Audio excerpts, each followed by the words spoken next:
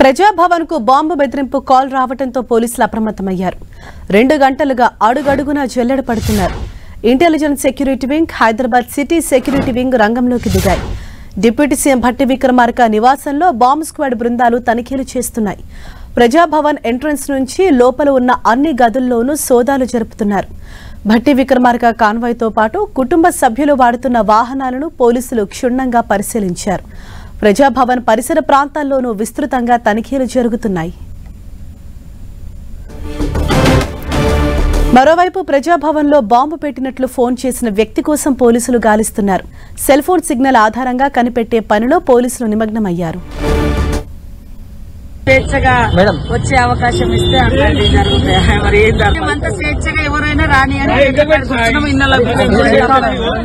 అదేంటనే తెలియదు. ఇప్పుడైతే ఎవరు వచ్చినా ఇక్కడ నుంచి లోపలికి రావడానికి ఫుల్ ఎంట్రన్స్ అంటే స్వేచ్ఛగా వస్తున్నారు. అందరినీ రాణిస్తున్నాం, కష్టాలుంటాయని. ఎవరన్నా రాకుండా ఇక్కడ ఒక్కరు నాపంగానే ఇక్కడ వచ్చి డిస్టర్బ్ అంటే లొల్లి పెడుతున్నారు. మొత్తం చెకింగ్ చేస్తున్నారు బయట అక్కడ పై భవన్ కావాలని. ఇదే విషయంపై మరింత సమాచారంతో మా ప్రతినిధి కరుణాకర్ మనకు అందుబాటులో ఉన్నారు. కరుణాకర్, ప్రస్తుతం ప్రజాభవన్ లోపల అలాగే పరిసర ప్రాంతాల్లో ఎటువంటి సిచ్యువేషన్ అక్కడ కనిపిస్తోంది? ఎవరైతే ఫోన్ చేశారో ఆ వ్యక్తిని కనిపెట్టే ప్రయత్నంలో ఉన్నారు పోలీసులు?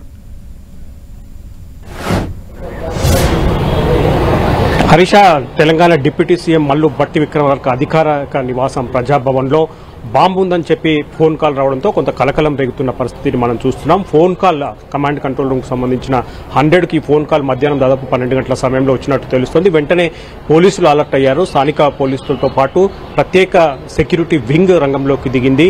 ప్రజాభవన్లో పూర్తి స్థాయిలో అణువణువు వాళ్ళు తనిఖీ చేస్తున్న పరిస్థితి. ప్రత్యేక డాగ్ స్క్వాడ్ ను కూడా రంగంలోకి దింపారు. పూర్తి స్థాయిలో తనిఖీలు చేస్తున్నారు. మన డిప్యూటీ సీఎం మల్లు భట్టి విక్రమార్క నివాసంతో పాటు ఆయన కార్యాలయం కావచ్చు, లేకపోతే అక్కడున్న పూర్తి స్థాయిలో డైనింగ్ హాల్తో పాటు ఆయన కాన్వాయ్లోని అన్ని వాహనాలను కూడా పూర్తి స్థాయిలో తనిఖీలు చేస్తున్నారు. మల్లు భట్టి విక్రమార్క కుటుంబ సభ్యులు వాడుతున్న వాహనాలన్నింటినీ కూడా పూర్తి స్థాయిలో తనిఖీలు చేశారు. గార్డెన్ కావచ్చు, ఆ ప్రజాభవన్ ఆవరణలో ఉన్న ఆలయం, అమ్మవారి ఆలయం కావచ్చు, ఇటువంటి పరిసర ప్రాంతాలన్నీ కూడా పూర్తి స్థాయిలో డాగ్ స్క్వాడ్, బాంబు స్క్వాడ్ పూర్తి స్థాయిలో తనిఖీలు నిర్వహిస్తున్నారు. అయితే ఈ కాల్ నిజంగానే బాంబు పెట్టిన వ్యక్తి కాల్ ఫేక్ కాలా లేకపోతే ఆకతాయి పని అనే దానిపై కూడా పోలీసులు దర్యాప్తు చేస్తున్న పరిస్థితి మనం చూస్తున్నాం.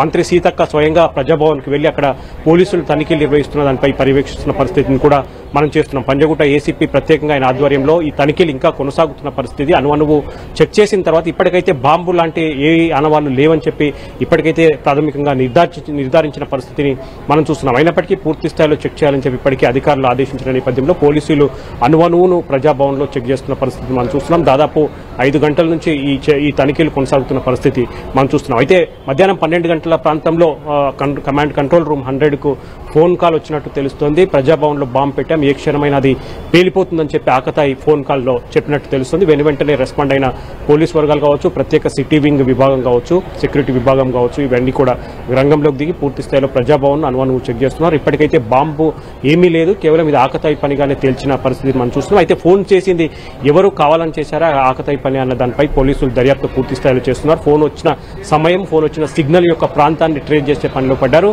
ఈ రోజు రాత్రి వరకు ఎక్కడి నుంచి ఫోన్ వచ్చింది, ఎవరు ఫోన్ చేశారు, ఏ ఫోన్ నుంచి ఫోన్ వచ్చిందన్న దానిపై పూర్తి స్థాయిలో విచారణ కొనసాగిస్తామని చెప్పి పోలీసులు చెప్తున్న పరిస్థితిని మనం చూస్తున్నాం. Harish, thank you Karunakar.